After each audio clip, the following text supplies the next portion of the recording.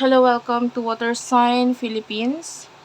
So this is our reading for Water Sign Cancer, Scorpio, Pisces. Take only what resonates, guys. Bali, hindi ito magre-resonate sa lahat kasi hindi ko talaga makakuha lahat ng energy ng water sign sa mundo. Pero kung gusto mo, pwede kang magpa-personal reading kay Jing Tarot Reader. I-search mo na lang siya sa social media. Ay, sorry. Yan. Yeah, meron din siya Facebook eh. Wait lang guys, kinukuha ko lang yung card na gagamitin ko. Na-click ko na kasi yung play button. Or yung record button bago ko kunin yung card. I don't know. May hawak na akong card eh, pero medyo parang naiba yung feel ko. Na feeling ko parang gusto kong gumamit ng ibang card. So, I will use this. Hopefully, makarelate ka, makaresonate ka. For water sign, anong messages for water sign, please? Pa-comment na lang guys sa baba, pa-subscribe. Ayan, sa mga hindi pa nakasubscribe. Kahit po yung comment ay heart-heart lang, smileys, malaking bagay yun sa akin. Hindi pa ako nagpa-personal reading ha, pero kung magpa-personal reading ako, babanggitin ko yun dun sa aking TikTok. I-follow mo na lang ako doon. Okay? Let's start. This is for water sign Cancer, Scorpio, and Pisces. Isang shuffle na lang. Okay, let's start your reading, water sign. Let's start your reading for water sign.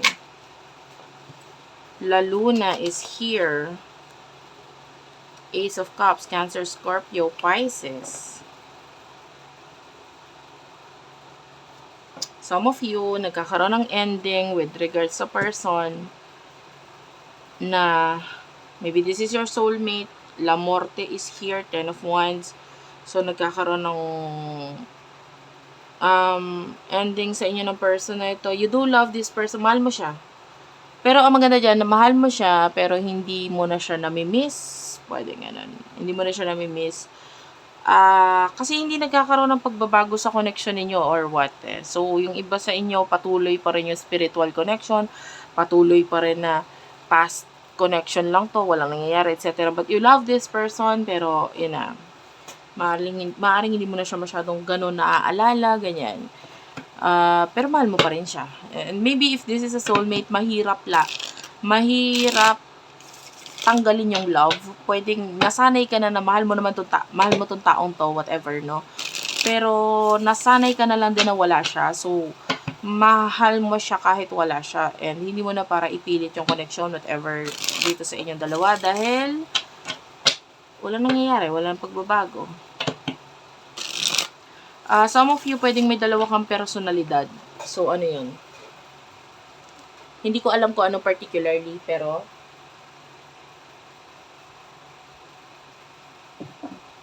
yung ibang example nun, may times na ikaw ay masayahin, or yung iba sa inyo, komedyante, pwede nga na magaling patawa, and then yung isang attitude mo, or isang kaugalian mo, professional or stricto, pwede nga, may dalawa kang personalidad. Sometimes, ang ipinapakita mo is the other face, sometimes yung isang mukha naman na pinapakita mo. You look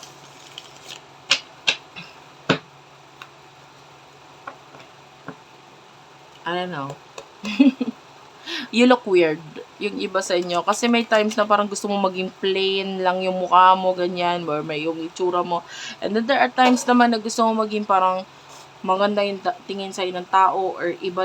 So, may dalawang, bukod sa personalidad na yun, pati sa pananamit, may dalawang klase ka rin pananamit. May times na gusto mo simple lang, yun lang yung lagi nila nakikita sa'yo, etc. So, for some of you, kung gusto mo laging yun lang yung suot mong damit, paulit-ulit, ganyan, you're always wearing black.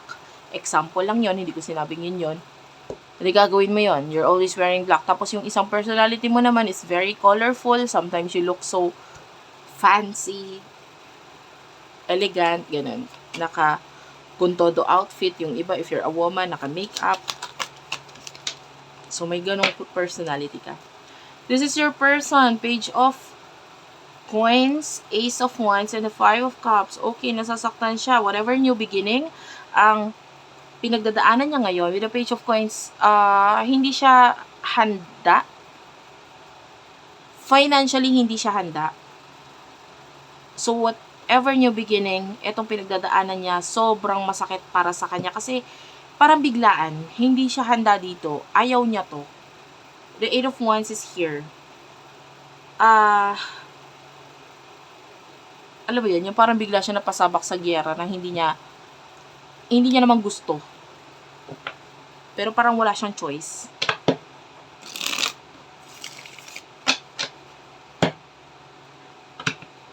Kung wala kayong communication, may iba sa inyo walang communication, no? Dito ka lang sa tarot reading nakikinig para makabalita ka sa kanya. So, ganun. Hindi siya okay sa new beginnings. Kasi yung high chance that there's tong communication sa inyong dalawa. Emosyon mo para sa kanya. Ano tong emosyon mo para sa kanya? Ace of Coins. Guys, 3 aces na yung nagpakita. 3 ace. So, that is an angel number for you, 111. This is, some of you, this is soulmate, twin flame connection. There's this angel number. And you do have your Il Diavolo. 2 of Coins, Il Diavolo is here. Taurus, Virgo, Capricorn energy. Major Arcana, Il Diavolo. So, ayan. Page of Cups is here. So, yung iba sa inyo, emotion mo para sa kanya,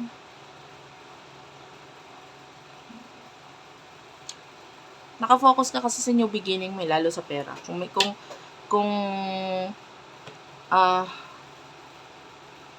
And maybe there's toxicity around you or may mga tao sa paligid mo na parang medyo gusto mo nang mawala, gusto mo nang umalis sa buhay mo because they're very manipulative, very bossy. Gusto nila sila yung masusunod or what. So, part of you, parang ayaw mo na dito sa taong to. Maybe that is a boss, parang naiiyamot ka dito sa boss mo na ito. Or maybe someone na, pwede rin namang mas ahead ka dito, pero parang mas umaarte siya yung parang boss or mas nasusunod sa'yo. So, you don't like this. Gusto mo nang umalis to sa buhay mo? Or what? Emotion mo para sa taong kakonect mo.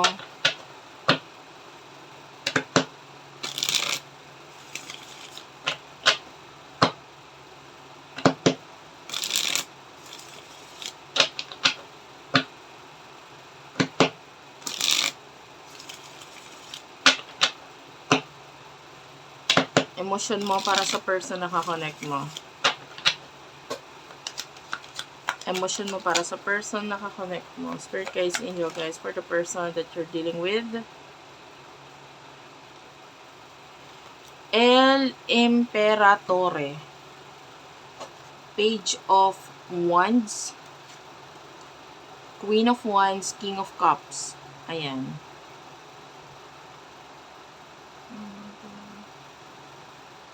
Ay, sorry. Mali pala yung nabanggit ko. Emosyon ng person na kakonect mo sa'yo, ganun. Tama ba? Kasi nandito na tayo sa side ng person mo. So, yung iba sa inyo, ito, side mo, ha? So, bahala ka na kung saan mo ilalagay yung sarili mo sa situations. Kasi yung iba sa inyo, ito, side mo.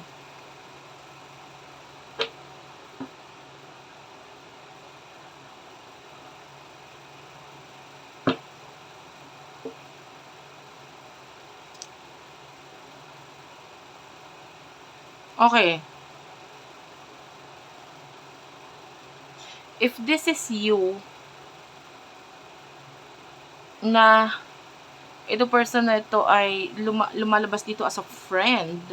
So, wala kayong komunikasyon, wala kayong connection, pero parang pag nag-usap kayo, hindi lagi ha, pero pag nag-usap kayo, para pa rin siyang kaibigan sa'yo, parang kaibigan yung pinapakita niya dito.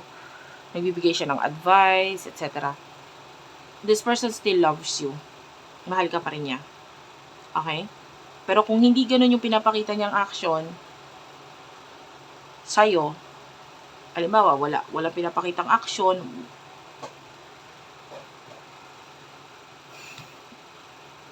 medyo wala akong nakuhang emotion dito, but rather medyo problemado siya ngayon financially at saka dun sa taong kakonect niya. Or sa new beginning pala, nakakonect niya.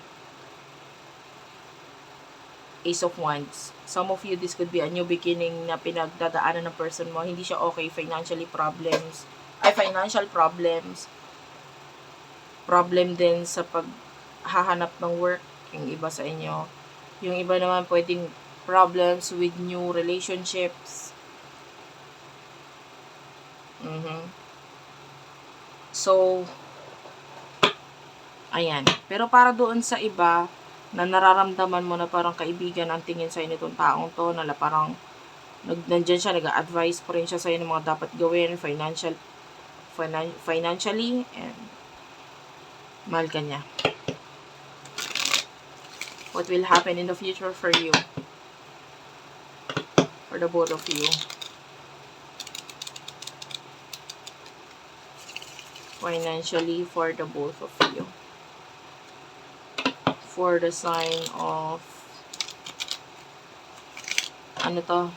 Water sign, Cancer, Scorpio, Pisces. In the future, para sa'yo.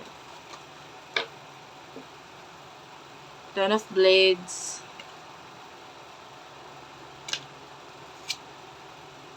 King of Wands. Ten of Cups. Seven of Blades. Six of Wands. In the future, for water sign, Knight of Blades. Ace of Blades. Eight of Coins. And one more card. Ayan. Page of Cups. Clarify the Page of Cups. Eight of Blades. Okay. Water sign, nakakita ko sa iyo ng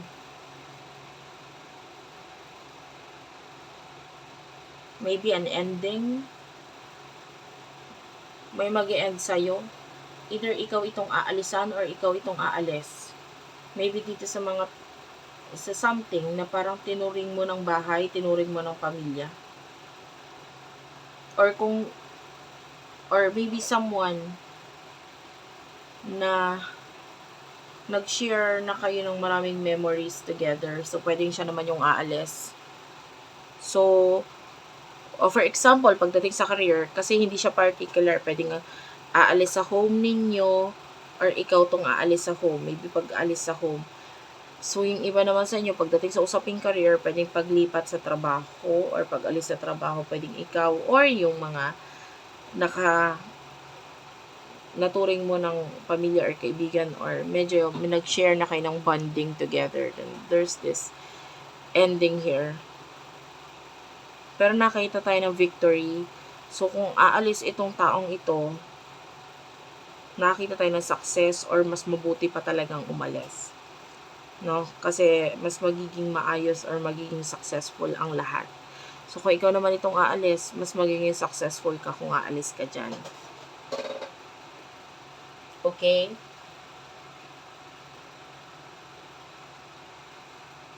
Pagdating naman dun sa side ng person mo, Knight of Blades and Ace of Blades, nakita tayo dito ng pagta-travel na may kinalaman sa career. This person will be focusing sa money. Nakita tayo ng love or offer mula dito sa person na ito, pero medyo mahirap niyang ipakita or maibigay ito. The Eight of Blades is here. So, currently currently and in the future, nakikita natin, stuck siya sa situation. So, kahit gusto niya i-offer sa ito, medyo magiging mahirap para sa kanya. Pwedeng ikaw yung nagbibigay ng blockage, or sadyang may blockage sa inyo. Anyway, the Seven of Wands, nakikita natin, nag-focus siya sa career and sa pag-develop ng skills niya, whatever. So, nagtutuloy-tuloy yung walang komunikasyon or connection sa inyo. Thank you for watching, guys. I love you all. Please do like and subscribe to our channel, Unicorn Princess Tarot, Madam P TV, Virgo Philippines, Tapit Hapon TV, Water Sign Philippines, Madam P Vlogs, Libra Philippines. I love you all. Thank you for watching, and bye-bye.